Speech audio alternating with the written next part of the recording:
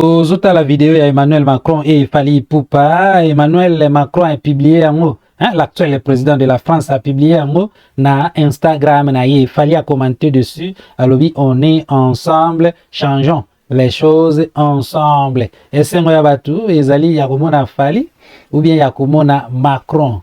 Le monde est trop matata quoi. Tous les cas, je fais play.